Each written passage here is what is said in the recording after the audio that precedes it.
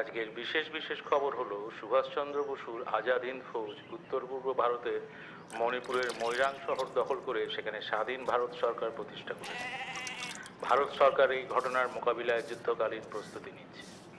ওদিকে বিশ্বযুদ্ধের পাওয়া খবরে জানা যাচ্ছে মার্কিন সেনাপতি আইজেনহাওয়ারের নেতৃত্বে মিত্রশক্তি ফ্রান্সের উত্তর পশ্চিমে নরম্যান্ডি উপকূলে জলপথে হানা দিয়ে জার্মান সৈন্যদের পরাজিত করে ফ্রান্সকে আংশিক মুক্ত করেছে।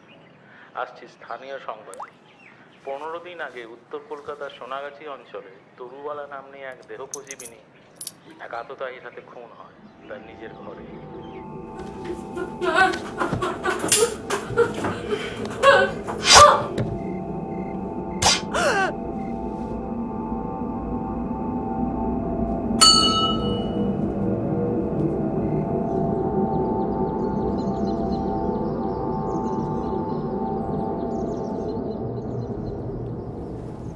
আচ্ছা, ফকিরেরা মাংস খায় না, ডিম খায় না, মাছ খায় কেন বলো তো? জলচর। জলচর মাছ স্রোতের বিপরীতে সাঁতার কাটে। ও, জেনেটিক্যাল ইনফরমেশন কালেক্ট করছে।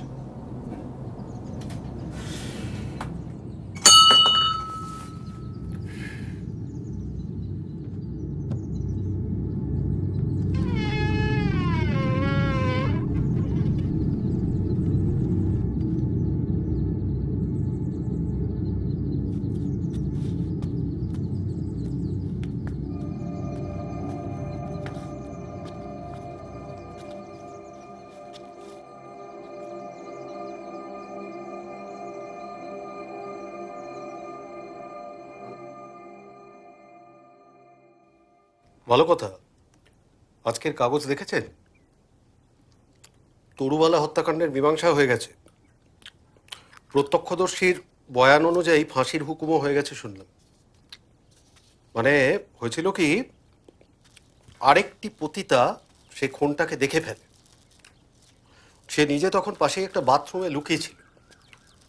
সে অবশ্য প্রথমে ব্যাপারটাকে চেপে যাওয়ার চেষ্টা করেছিল, কিন্তু এখন পুলিশের হাতে পড়তেই সব উগড়ে দিয়েছে।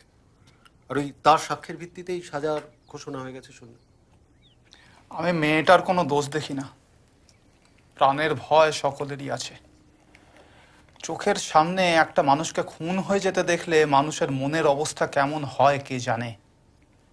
তাছাড়া 5 হাতের মধ্যে একটা মানুষকে মেরে ফেলা হচ্ছে, উফ, ভাবা যায় না। সত্যি বলেছ। ওই খুনটা দেখে ফেলার সময় প্রত্যক্ষদর্শীর মনের অবস্থাটা ঠিক কেমন হয় এটা আমারও খুব জানতে ইচ্ছে করে।